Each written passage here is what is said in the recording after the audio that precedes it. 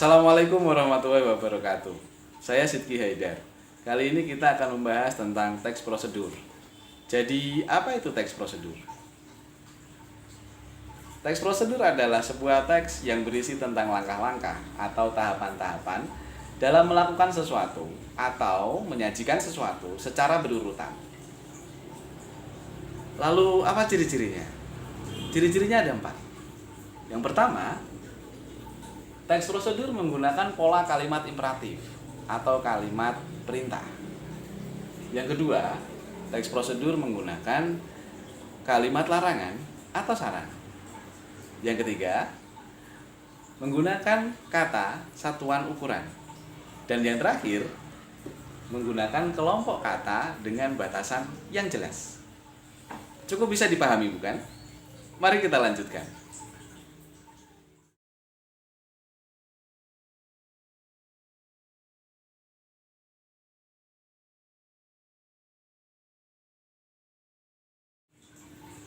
Bagaimana dengan penjelasan yang tadi?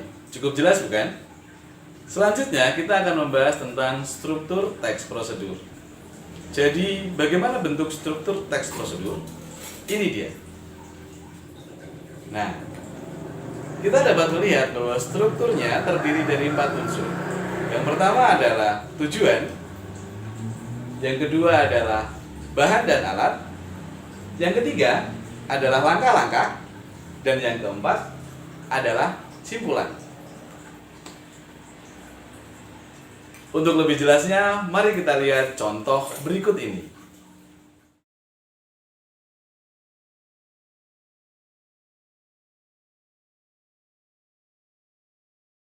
Berikut adalah contoh teks prosedur yang berjudul tentang cara membuat masker. Untuk dapat membaca contoh teks prosedur ini dengan seksama, kalian dapat menghentikan sejenak video ini. Pada teks prosedur ini terdiri dari 4 unsur. Yang pertama adalah tujuan, yang berisi tentang fungsi masker untuk mencegah berbagai macam penyakit dan juga untuk menunjang penampilan.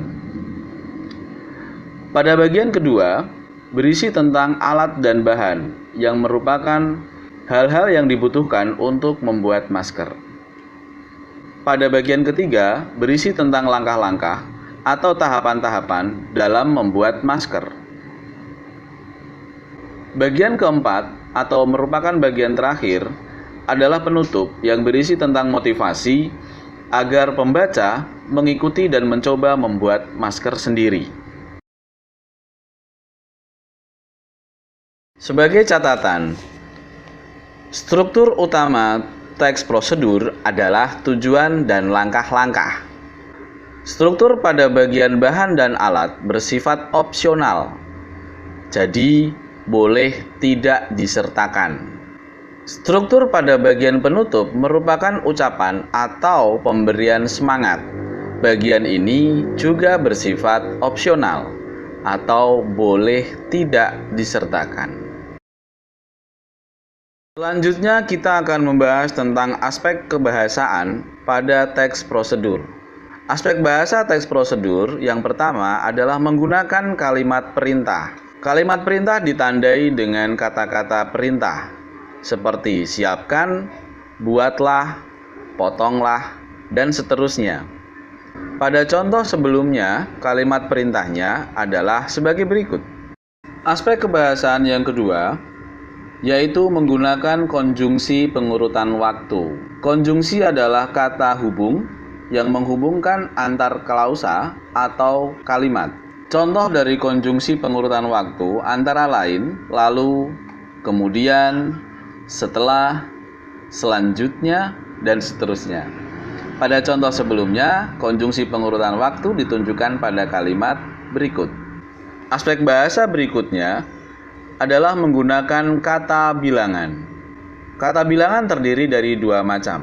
Yang pertama adalah kata bilangan tentu, yaitu kata bilangan dengan satuan bilangan yang jelas. Pada contoh sebelumnya, kata bilangan tentu terdapat pada kalimat berikut.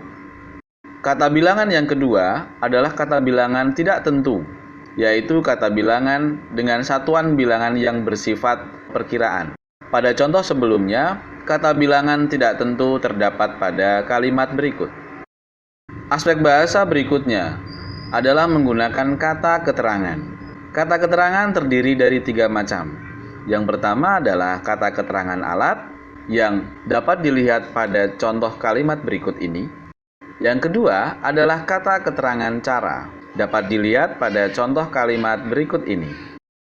Yang ketiga adalah kata keterangan tujuan, dapat dilihat pada contoh berikut ini. Aspek kebahasaan selanjutnya adalah kata saran dan larangan.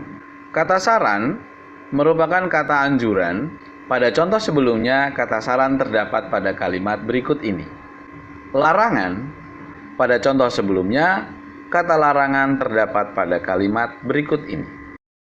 Aspek bahasa berikutnya adalah menggunakan akhiran i dan kan.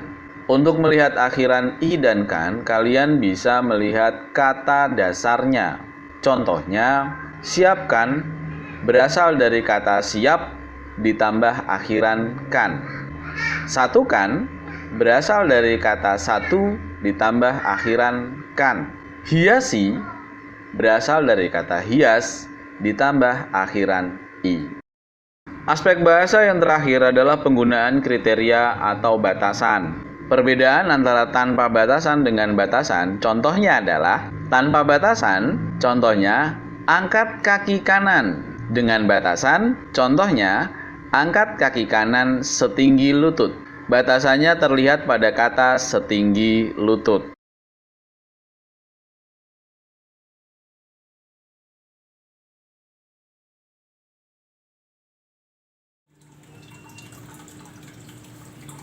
Itu tadi adalah pembahasan tentang teks prosedur. Semoga bermanfaat dan selamat mencoba membuat teks prosedur kalian masing-masing. Sampai jumpa lagi di media pembelajaran berikutnya. Assalamualaikum warahmatullahi wabarakatuh.